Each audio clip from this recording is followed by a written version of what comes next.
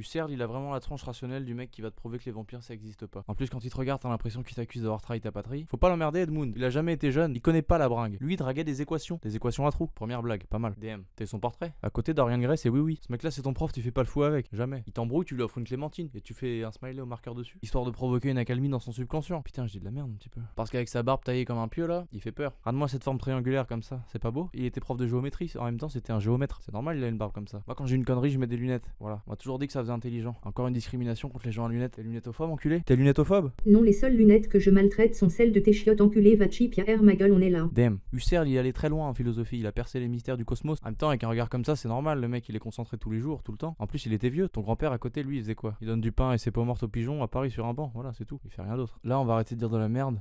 Et on va pénétrer son univers mystique. Husserl, c'est le fondateur de la phénoménologie. Terme qui a été utilisé avant lui, mais qu'il a redéfini, sophistiqué, approfondi. La phénoménologie, c'est la science des phénomènes. Comprendre et penser le monde à travers ce qui apparaît à la conscience du sujet, de toi ou de moi. Puis tous ceux qui le veulent, venez et entrez dans...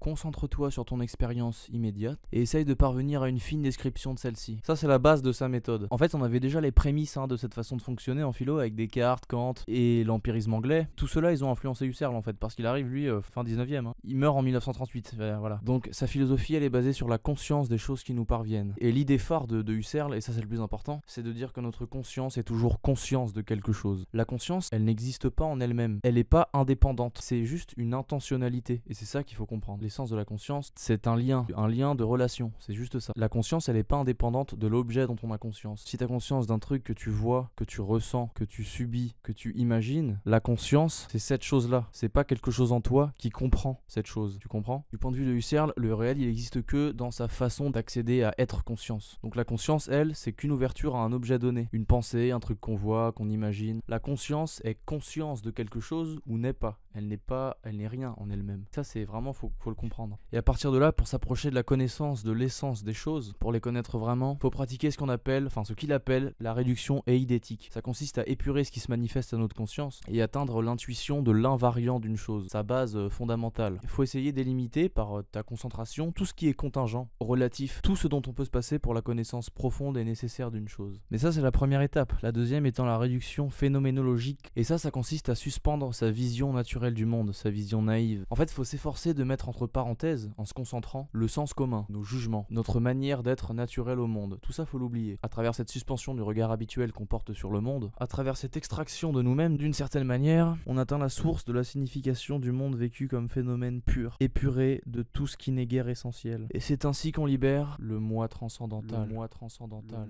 le moi transcendantal, le moi transcendantal, le moi transcendantal, le moi transcendantal, et qu'on devient un sujet méditant. C'est un élargissement profond de notre regard. Et tout ce cheminement, c'est un effort réel et mental à faire. De la concentration, de la méditation. Ce moi transcendantal, il s'oppose au moi empirique, le moi de tous les jours si tu veux. Ce moi qui s'intéresse au monde, qui s'investit dans les affaires du monde, qui est au dedans du monde. Ce moi-là, il est oublié, c'est le moi empirique. Et le moi qui est libéré, le moi transcendantal, il est comme un spectateur désintéressé du monde. Il s'arrache au monde, il s'y déracine. Peut-être pour mieux le contempler. Ah, t'as compris quelque chose ou pas? Non, je m'en bats les couilles, j'ai pas suivi. T'as eu mes nouvelles lumières.